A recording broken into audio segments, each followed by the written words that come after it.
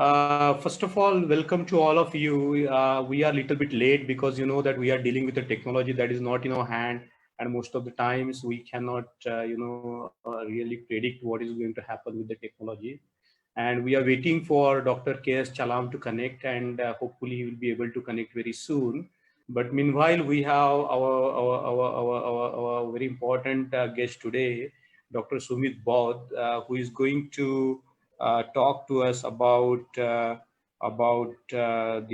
reservation policy and the things that come up with. He is a very, I would say, an erudite scholar who has been working on a lot of legal issues for a long time. And if we just glance through his profile, I will read a little bit of our Dr. Sumit's bio, so that we can understand the kind of the length and breadth of studies that Dr. Sumit has been through and what he's doing. He is now working with what is called the Jindal University, and he is working at the center. He is actually the executive director of a center on public law and jurisprudence, and he's associate professor. And he was formerly a British Chevening scholar, having held prestigious fellowships positions at the Center for Intersectionality and Social Policies.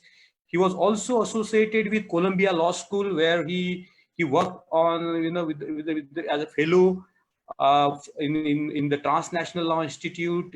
He was associated with King's College London, University of California Human Rights Forum Fellowship, Michael D. Palm Fellow of William Institute, University of California, Los Angeles, and School of Law. And most remarkably, this degree is not easy to acquire. And through a very prestigious law school called the UCLA School of Law, our brother received his doctorate in the juridical science, which is called JD, and it's like a very coveted sort of a degree. And he's qualified to practice as an advocate in the courts of India. He has been writing widely on the issues of law, human rights, caste, and gender and sexuality. He's also independent consultant who has been advising the national and the international organizations and the US-based foundation, United Nations development programs, Commonwealth. I can go on and on talking about Dr. Sumit Baudh here, but also one of the roles that he has done upon himself is very important. And today is a very interesting day that as we have this event on reservation. Today is also the day. It's an international day against homophobia and transphobia. This day, is very important because we know that there are a lot of prejudices in the society where, people try to judge and, put their cultural sort of, upbringing, trying to thrust them upon the other people.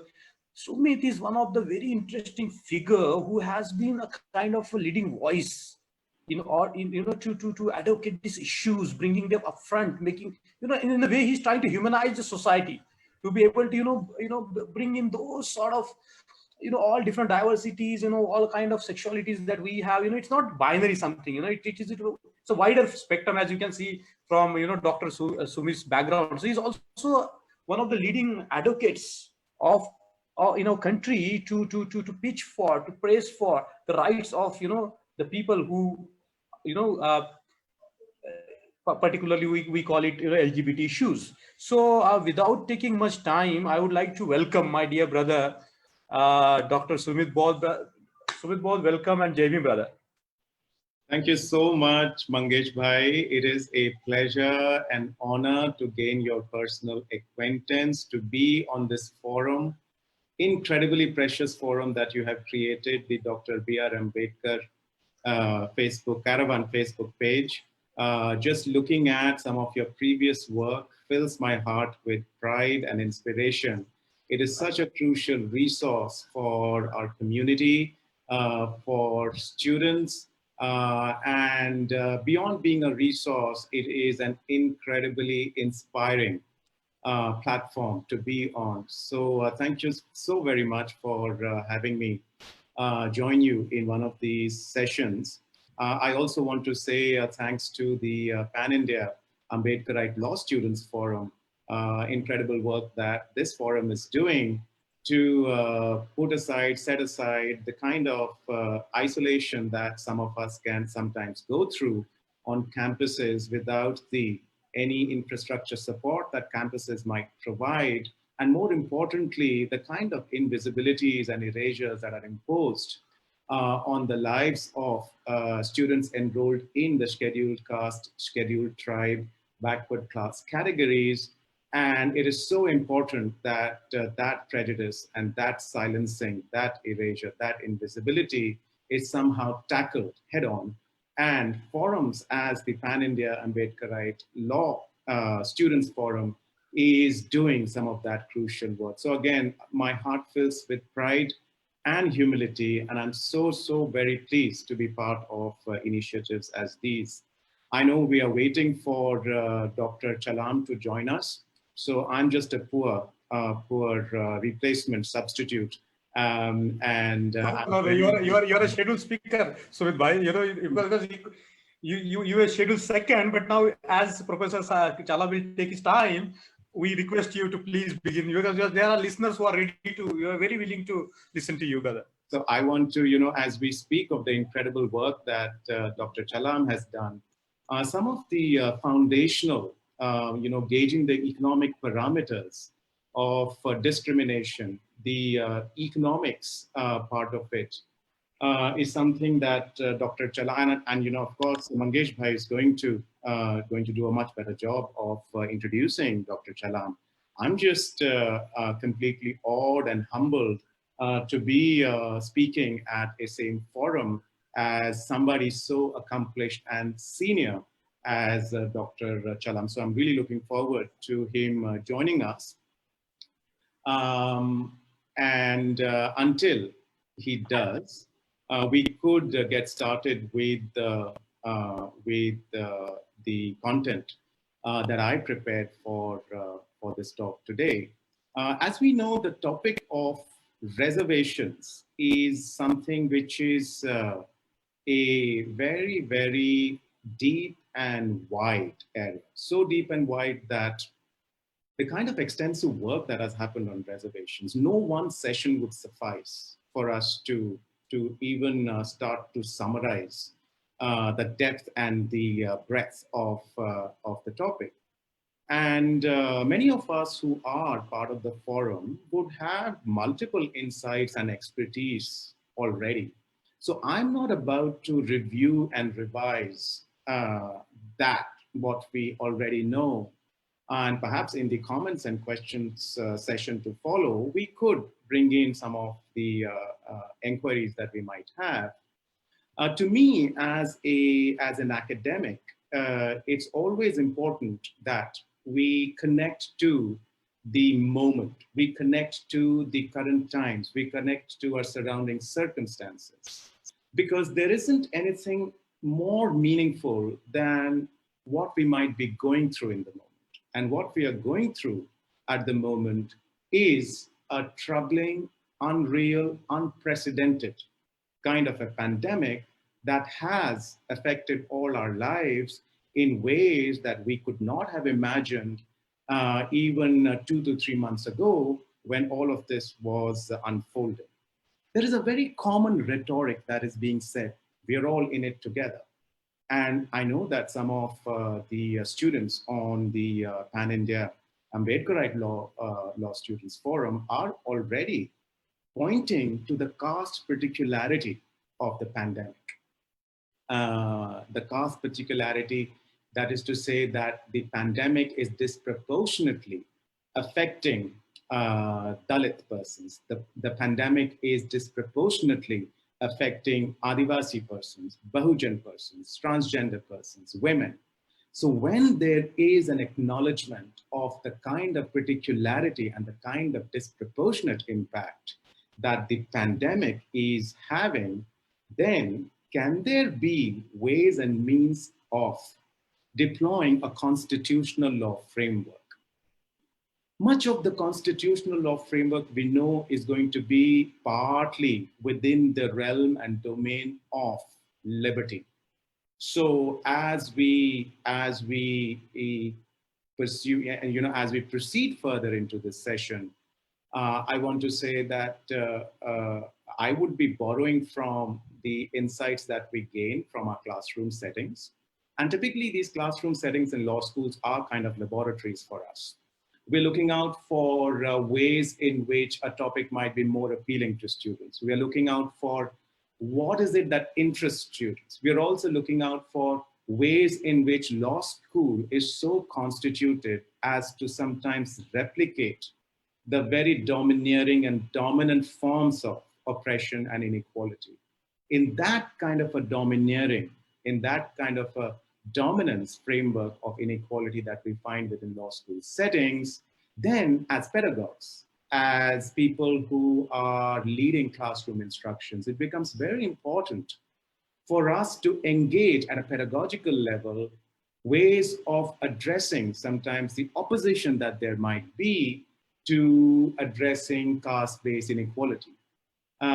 So then we don't come from a position of an instructor or a faculty. Rather, we come from a position of equality in which the best that we can do is raise questions for younger minds and for those younger minds to find the best of answers that possible. So when we are addressing the pandemic, when we are addressing the surrounding circumstances of lockdown within our classroom settings, especially within constitutional law, the farthest that we are able to go is liberty, is Article 19. And what we would be suggesting in this session and this part of our session today would be, can there be an invocation of equality? Can there be an invocation of equal protection? I'm going to request our hosts to please enable screen sharing at my end, because we have a PowerPoint presentation that might help us with some kind of visual aid, especially as we are going to shift through. And as we are doing that, by way of introduction, what we want to develop is a constitutional law response to the pandemic. What we want to develop is an intersectional argument of liberty and equality. And we are going to be going back into history, and at a moment of genesis of the Constitution, we are going to be borrowing from some of the articulations of Baba Sahib Ambedkar. And from there, we'll be taking a leap into contemporary times. So we will be locating ourselves in the contemporary times and then taking a leap back in history and slowly recovering some of the constitutional law perspectives, some of the constitutional law possibilities of addressing the pandemic, of addressing the unprecedented, unique kind of circumstances that we find ourselves. So as we share the screen at my end, of course, Mangesh already you can. Yeah, we are ready. We are ready. You can share the screen. There is an option. You can share the screen. So the message at my end is host disabled attendee screen sharing. I think that there is something at the settings at your end that needs to be changed that would allow for me to share my screen. Actually, it was happening. Advanced setting options. It's all right. Please, you can share now. You can share. It's happening. Yeah, sorry. Sorry, no somebody problem. Has disabled it. I don't know what is happening, but please go on sharing now. Yeah. So now what we should see on our screens would be a cover page of this event, and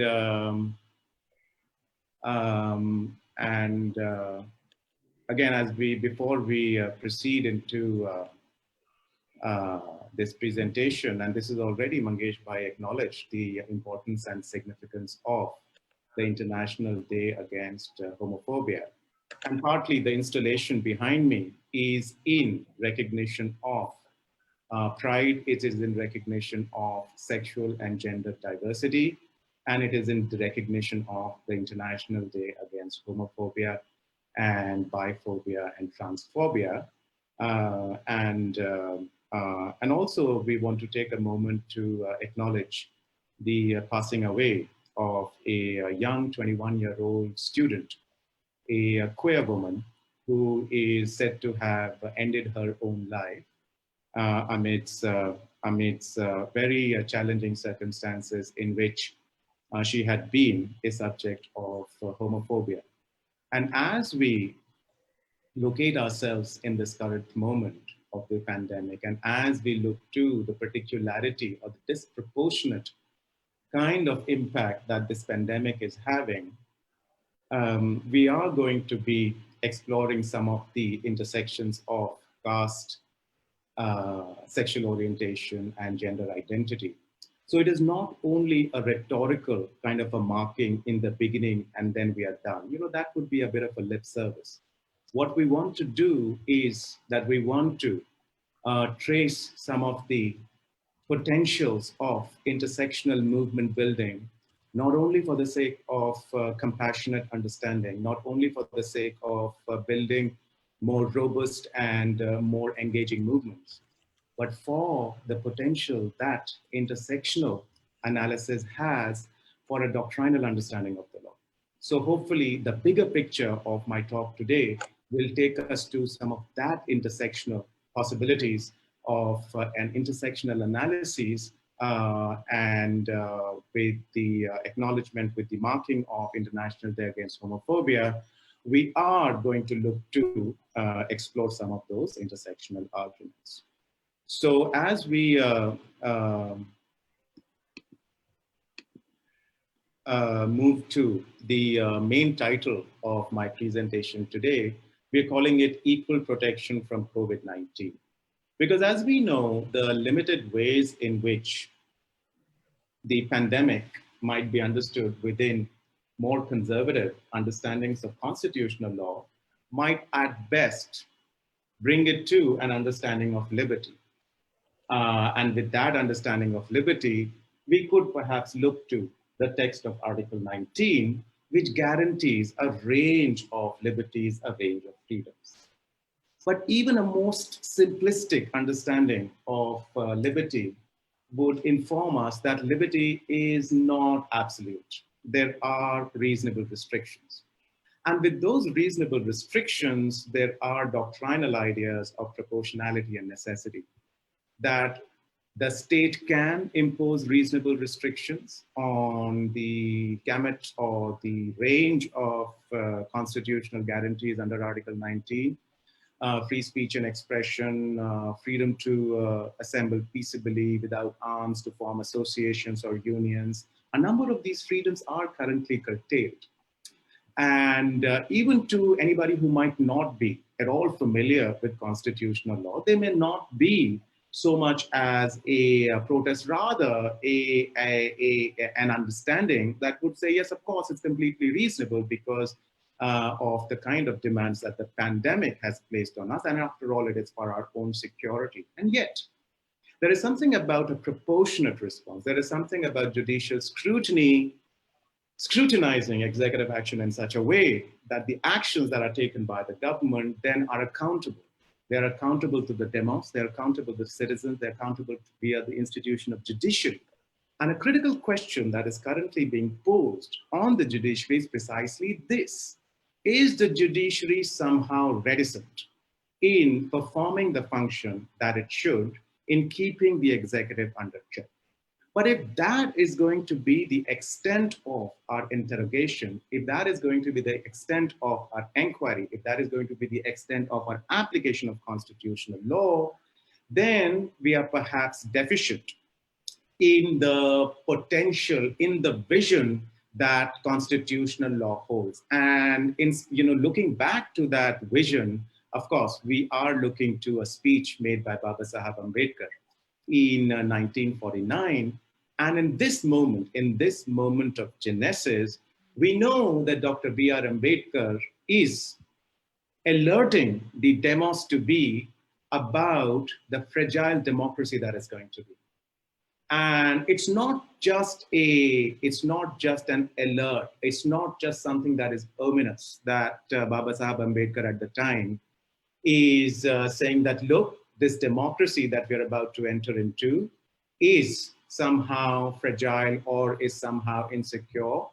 And what needs to be done to maintain this democracy is this, that we must hold on fast to constitutional methods. And this is quickly listed in front of us. And this is a summary from a speech that is so rich and foundational to many documents, to many decisions, to many textbooks, authors, that it would serve us well, those of us who may not be so familiar with this speech, to get their hands on a copy of the speech and read it for themselves. There is something else that Dr. Ambedkar alerts us to, which is on gratitude towards great men. And there it is to alert us that, look, this kind of blind faith, this kind of bhakti is sure to lead us to a dictatorship. So that alert is something that becomes interestingly more and more relevant in present times, as we find that there are these occasional remarks made from the judiciary in utter praise of the executive in such a way that we begin to doubt constitutional ideas of separation of powers. Some of these alerts as sticking to constitutional methods, as well as somehow being alert to this gratitude that there is to great men, of being these unquestioning followers, of offering our unconditional obedience. That is something that could be dangerous to democracy. For us to maintain democracy, therefore, we have to keep a healthy distance, and we have to be alert about this kind of an unconditional allegiance that they might be offered to any one person, because that surely is a making of dictatorship. Third point is something that we'll build on the most during this talk, which is that we must not be content with mere political democracy. What does that mean? Baba Sahib Ambedkar contrasts political democracy with social democracy. And the distinction being such that in time to come, while in a political scenario, there would be equality, that is, one person, one vote. However, in the social domain, there is going to be a wide disparity of some lives being somehow more valuable and other lives being cheap and dispensable. So, in addition to political democracy, Baba Sahib Ambedkar at the time alerts us to that political democracy will not suffice. We have to work towards social democracy. And why is it that Dr. Ambedkar is bringing this contrast between political democracy and social democracy? That partly goes to the unity or the trinity of liberty, equality, fraternity. Now, most law students, most constitutional law students get to this so-called golden triangle 30 years after this incident in a landmark decision of the Supreme Court at the time, Maneka Gandhi versus Union of India. And yet look, in the very genesis of the Constitution, we have the chairperson of the drafting committee articulating this trinity of liberty, equality, fraternity, something that the judiciary would take almost 30 years before it gets articulated in a judicial doctrine. So Baba Sahib Ambedkar was, without doubt, way ahead of his time, in which many of these constitutional aspirations, many of these constitutional visions were being laid bare for that foundational moment, for those who were part of it. There is a little excerpt that we are going to bring to the attention of our viewers, which is this excerpt from the speech. And in this excerpt, I quote, "We have in India a society based on the principle of graded inequality, which we have a society in which there are some who have immense wealth as against many who live in abject poverty. On the 26th of January, 1950, we are going to enter into a life of contradictions. In politics, we will have equality, and in social and economic life, we will have inequality. This part of the speech is often, in a commonplace understanding, identified with this phrase, a life of contradiction.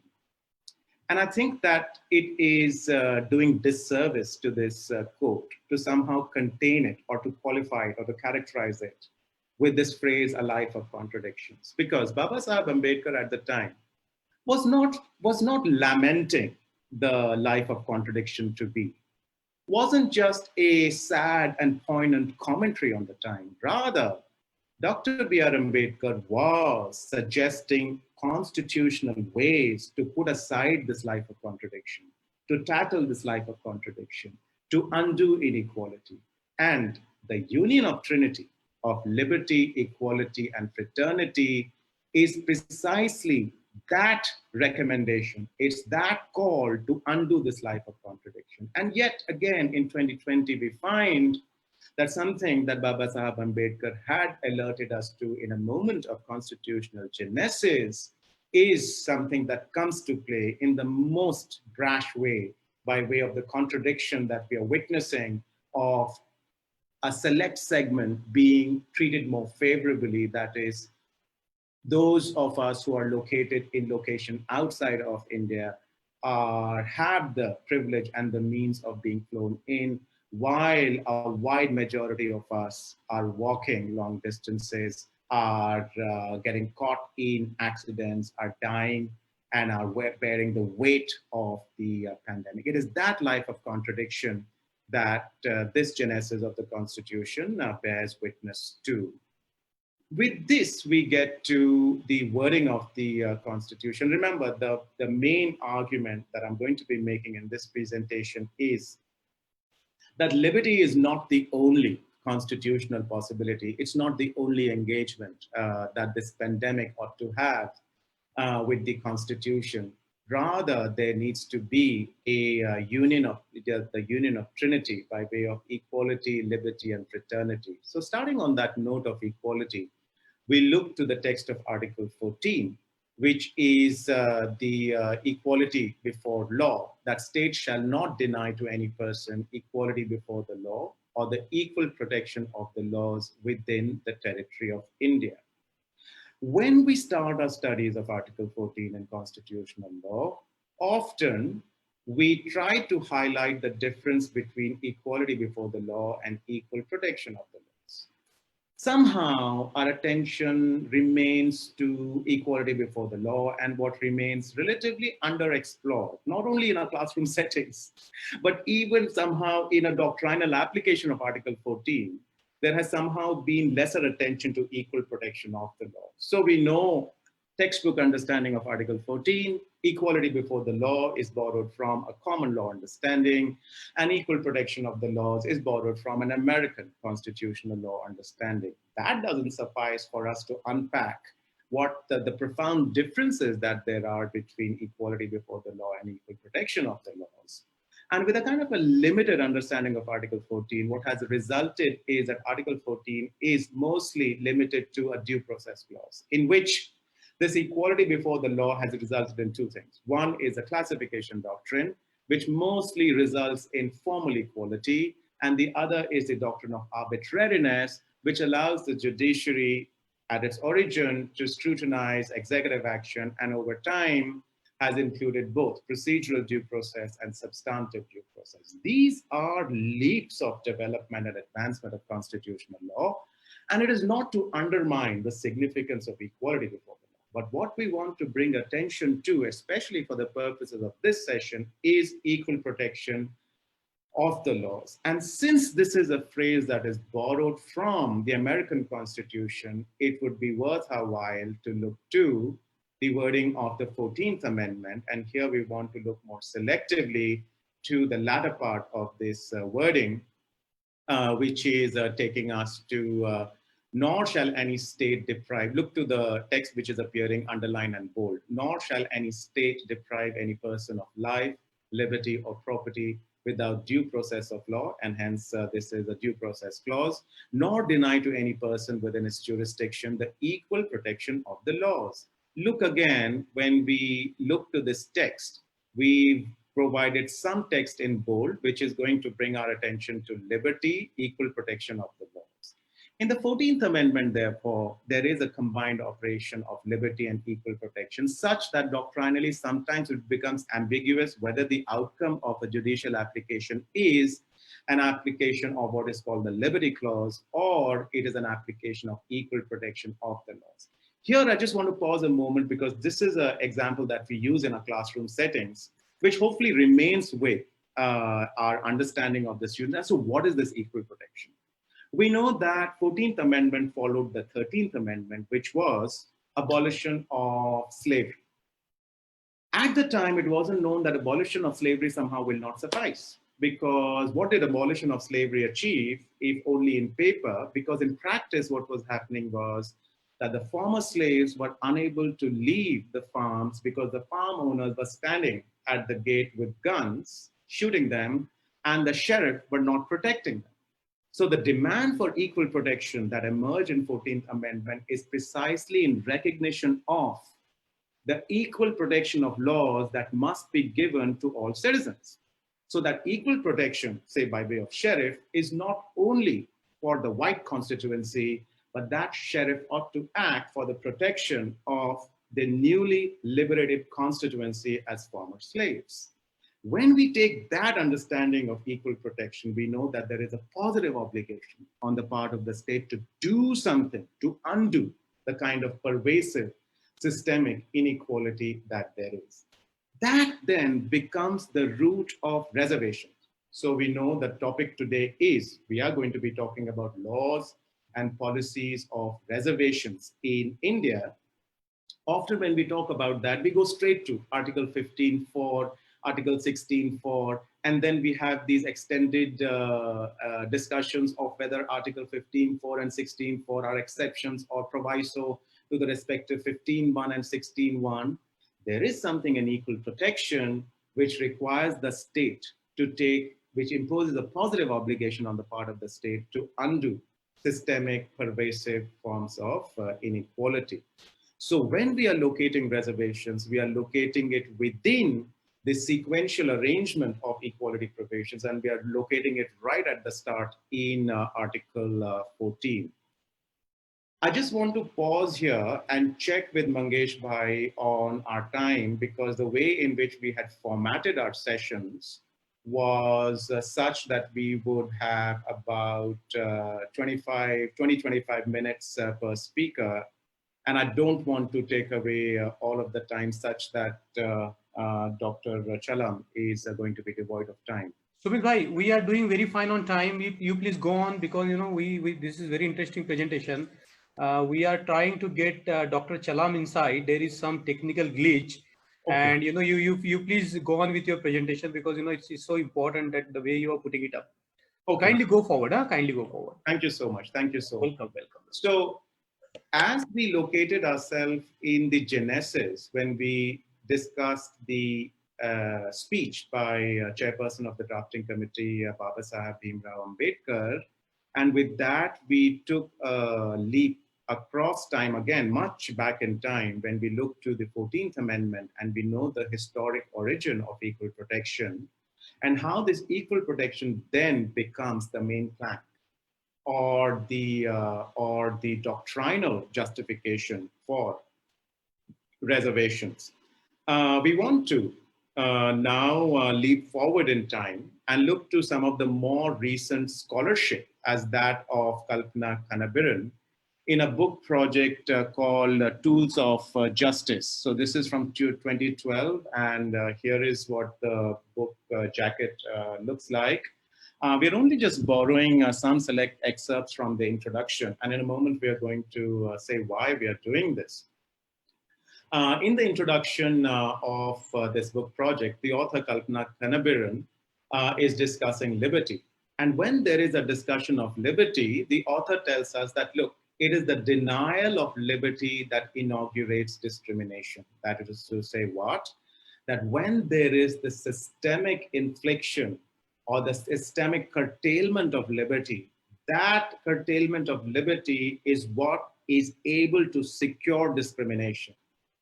People are not naturally subordinated. People don't comply to domination being thrust on them. People comply to domination for the fear of systemic reprisal, for the fear of systemic violence. Whether or not there is any opposition to this domineering systemic inequality, there are frequent performances of violence. Those frequent performances of violence are performed precisely to secure the subject of discrimination. So even the slightest, most pettiest incidents can result in drastic spectacles of violence. And those spectacles of violence are delivered because somehow that system of inequality and discrimination has to be secured. So this denial of liberty inaugurates discrimination. And with that, the author tells us that the courts have paid little attention to the complex interconnections between what? Between discrimination and the denial of liberty. And with that, the author is going to make the linkages, interlinkages between non-discrimination in Article 15 and liberty in Article 21. Something similar to what we are trying to do by way of extending our constitutional law understanding within the confines of 19 to beyond, to equality and non-discrimination. So with this kind of a linkage to intersectional jurisprudence that allows us to read Article 15 and 21 in a combined sort of way, it is that intersectional jurisprudence that is more transformative and is something that is in line with the constitutional vision, even of at the genesis, with the kind of union of Trinity that Baba Sahib Ambedkar had talked about, making linkages between liberty, equality, and fraternity. Part of this book project is trying to do that interlinkage between non-discrimination in Article 15 and life and liberty in Article 21. Let's look at the text of Article 15. Many of us would already be familiar with this text of Article 15. We know that it prohibits discrimination on the grounds of religion, race, caste, sex, or place of birth. And we know that Article 15 is often given as an example of the Constitution of India providing for both vertical equality and horizontal equality. That is to say what? That it's not only the state that is accountable to ensure that is accountable against non-discrimination. Rather, even private parties are accountable toward non-discrimination. So even private parties can be held accountable to fulfill this promise, this constitutional obligation of non-discrimination. Much of this horizontal equality, horizontal non-discrimination is available to us for our reading in Article 15, Clause 2, and many of us can read it in our own time.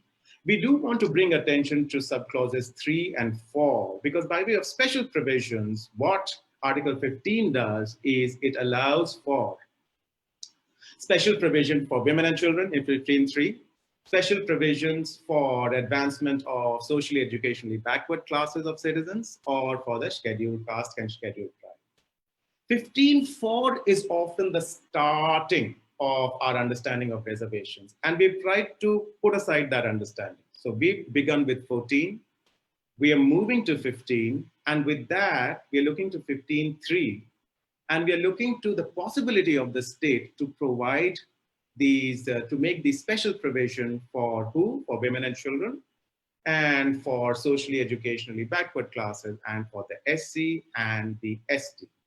We might pause here and ask, are these special provisions somehow limited to the sites of reservations that are known to us, such as that of education, such as that of employment, such as that of legislative assembly, such as that of Gram Panchayat?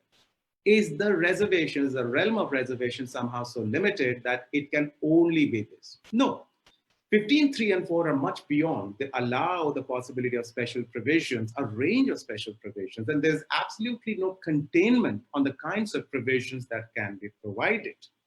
Eventually, we're going to be moving to question, are these provisions, and therefore are these discretionary provisions, or are these provisions justiciable? That is to say, that can there be a demand for the fulfillment of the creation of these special provisions, or is it only and only entirely a matter of discretion? And we're going to get to that, but it is important for us to locate some of these constitutional underpinnings of what we understand as reservations, especially as we are going to try and apply this to the current moment of the pandemic. Back to our book project authored by Kalpana Kanapiran of 2012, Tools of Justice. And in this part, the author is giving us an incident from Andhra Pradesh. I thought that this might be a relevant bit for us to include, especially because Dr. Chalam is going to be joining us. And this incident talks of a very petty incident, a very petty incident that then becomes a trigger for a massacre. And this is exactly the kind of systemic violence that the author is talking about when she was talking about denial of liberty inaugurates discrimination. So this is a petty incident over something happening in cinema. And that petty incident results in a massacre where as many as 400 dominant caste persons, they undertake a rampage of violence and kill 8 Dalit persons. And it is this massacre of Dalits in Sundur, a village in Andhra Pradesh, that then becomes one of the sites that this author interrogates and explains to us. More importantly, outside of the spectacle of violence and the deployment of criminal justice system, what the author gets to, look to the bottom of the screen, in which there is what she calls interpretive strategies.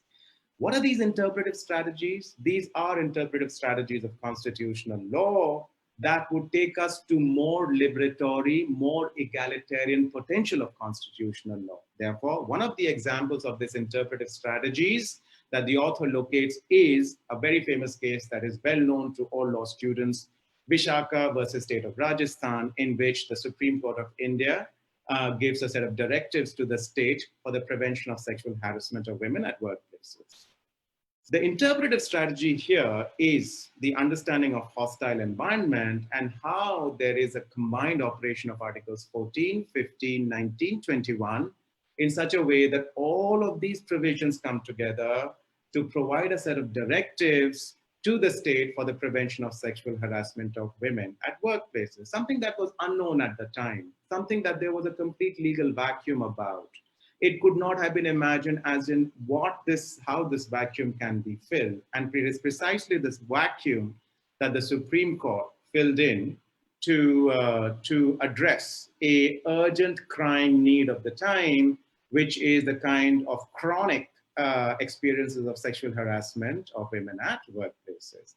Secondly, the interpretive strategy is of analogous grounds of how sexual orientation is analogous to the category of sex in Article 15. Both of these interpretive strategies, hostile environment at workplace and this analogous grounds, are then what allows the judiciary for a combined reading of 15 and 21. Again, I'm going to pause here and check in with our host, just in case I'm hogging too much time and somehow keeping our fellow panelist, Dr. Chalam, from joining us. Sumit sir, please go on. We are still trying to get him. Okay. Please go on. Okay.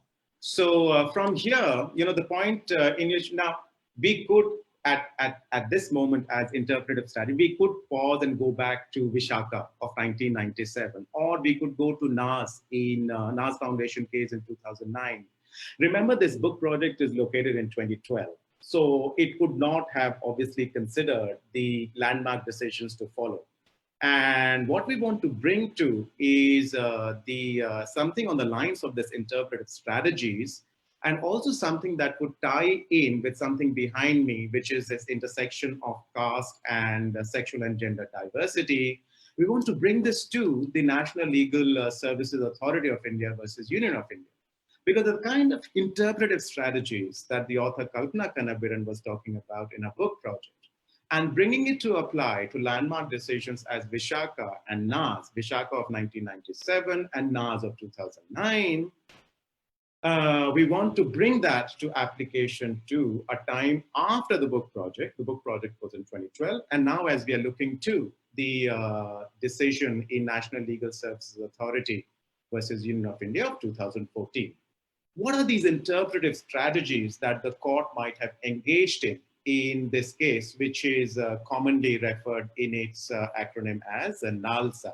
So right in the opening paragraph, the judiciary acknowledges a similarity that there is between transgender community and a constituency that is familiar to us. So look to the wording that appear on the screen, right? The second sentence in NALSA says, our society often ridicules and abuses the transgender community, and in public places like railway stations, bus stands, schools, workplaces, malls, theaters, hospitals, they are sidelined and treated as untouchables. And it is not only in the opening paragraph that the judiciary is making this analogy. Remember, the analogous grounds of sexual orientation as sex in Article 15, which was an interpretive strategy that Kalpana Kannabiran talked about.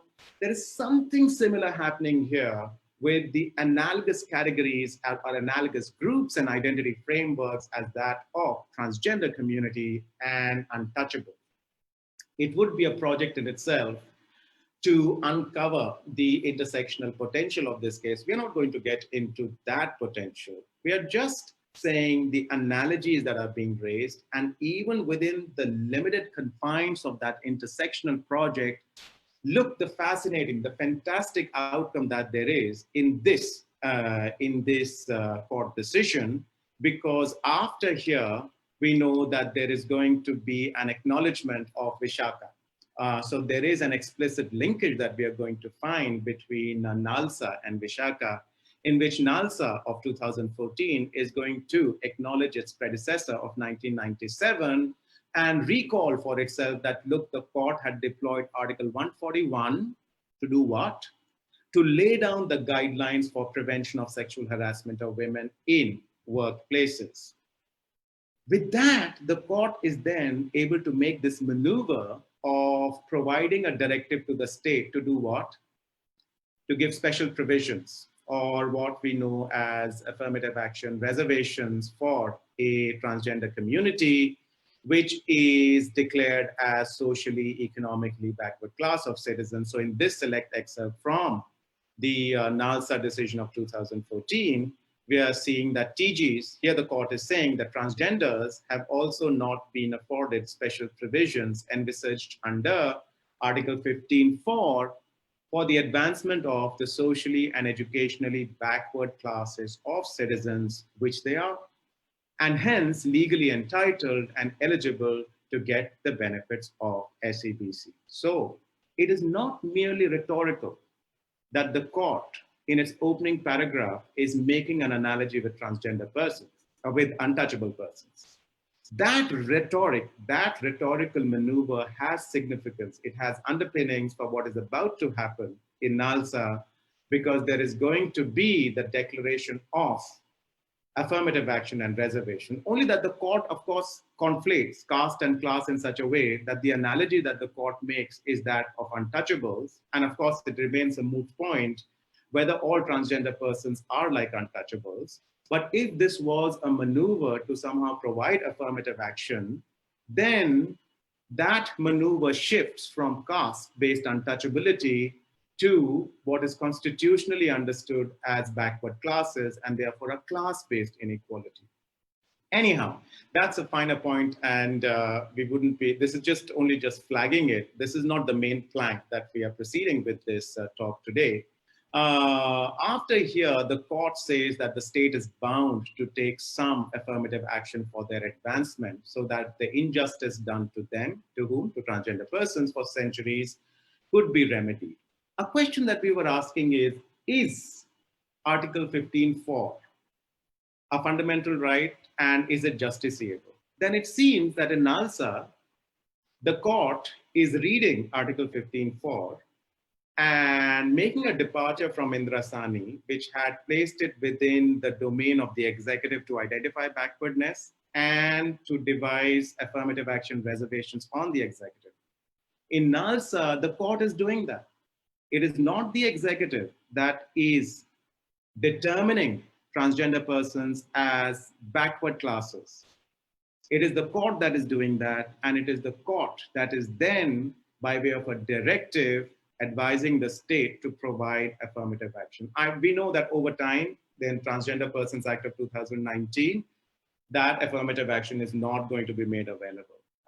But as we are looking to constitutional law, as we are looking to judicial powers, as we are looking to the current moment and trying to uncover our understanding of reservations, to relate that understanding to ways and means in which the state can provide protection, can provide provisions that would be as not just something that state ought to do as a matter of welfare mechanism. Rather, the state is constitutionally bound to undertake these measures, measures which are affirmative measures for the protection of migrant laborers, for the protection of, because after all, what is the constituency of migrant laborers? Is there, what is the caste and class? And this is something that we were really hoping to gain insights from Dr. Chalam as to ways in which these constituencies are gauged on parameters that allow us insights into their composition of caste and class. So if the migrant workers are predominantly scheduled caste, scheduled tribe, backward classes, then there is a constitutional obligation on the part of the state to make sure that there is protection available, that there is equal protection against COVID-19, not only to those of us who might be located abroad, but more so to those who might find themselves in the categories of scheduled caste, scheduled tribe, backward classes, because there is a constitutional guarantee, and that constitutional guarantee, apparently by way of our study of NALSA, is not a discretion of the state. It is something that is justiciable, because Article 141, what allowed the court to devise a set of guidelines, Vishaka guidelines, in the circumstances of a vacuum, that allowed the state to give directives in NALSA in the circumstances of vacuum, could be such that the judiciary could make more productive interventions in the scenario that we are finding ourselves. So therefore, toward as we advance with the case, we know that the court rules, we are inclined to give various directions to safeguard the constitutional rights of the members of TG community. With this, we get back to the genesis, which is the speech by Baba Sahib Ambedkar in 1949, and the part that we had brought our attention to was this trinity of equality, liberty, and fraternity. Because as we are looking to this constituency of migrant labor, as we are looking to the constituency of domestic violence experienced by women, as we are looking to the constituency of transgender persons, is there not a disparate impact? And once we recognize that there is a disparate impact on protected categories, constitutionally protected categories, that disparate impact then becomes a subject matter of equality and non-discrimination, not just liberty. Therefore, an application only just of Article 19 and even the more critical applications as that of proportionality, as that of necessity will not suffice. Rather, it would be strengthened for us to have an interconnected reading of liberty with equality, because what is apparent to everybody's commonplace understanding is that, look, this isn't fair, this isn't equal, there is something deeply unequal happening here. There is a disparate impact on a set of people who are rendered more vulnerable than others. Then if it is that disparate impact, we know that disparate impact is one of the factors of anti-discrimination. Therefore, equality and non-discrimination must swing into action to undo that kind of disparate impact. Even as we remain limited to the site of liberty, we know that Maneka Gandhi provided for procedural due process with a combined application of 14, 19, and 21. We know that 19 and 21 would not have sufficed. Therefore, for Maneka Gandhi to make this maneuver in which procedural due process became possible, in which doctrine of arbitrariness came about, it was made possible by way of this triangle, by way of this golden triangle of 14, 19, and 21. This procedural due process over time has advanced to a substantive due process. Therefore, procedure established by law in Article 21 is not just any procedure. And even if it is not executive action, if it is legislative action, even that legislative action becomes a matter of judicial scrutiny under substantive due process. All of these stunning doctrinal maneuvers, all of these stunning doctrinal accomplishments are possible because the court is deploying certain interpretive strategies, that is reading and interconnected reading of constitutional provisions that might appear to be disparate. And lastly, it is said that judiciary is being highly deferential to the executive, in which most of these cases that are being taken up, that are being petitioned in the court is merely deferring to the executive. And could that be a kind of bhakti, something that Baba Sahib and Ambedkar had alerted us to, that look, this kind of unconditional obedience is counterproductive to democracy. And if that be so, would that not be a breach of what we understand as one of the core aspects of constitutionalism, as that of separation of powers, that the judiciary is somehow abstaining from its constitutional obligation and allowing a free rein to? As we look to these sites of constitutional possibilities of equal protection, then we are going beyond liberty, and we are invoking the trinity of liberty, equality, and fraternity. And given the constraints of time, given the kind of self-restraint that the judiciary has placed on itself, should not keep us from demanding that there be a robust compliance with the Constitution, with ideals of the constitutionalism, because demos, people, citizens are the ultimate stakeholders. And if these institutions are going to somehow fail us, then it is incumbent upon us, the demos, the citizens, to hold institutions to accountability. And even if there is a recurring denial, we need to hold the institutions accountable. We need to mobilize ourselves, as we are doing through forums as these. We need to generate awareness. We need to generate consciousness, and we need to keep demanding this kind of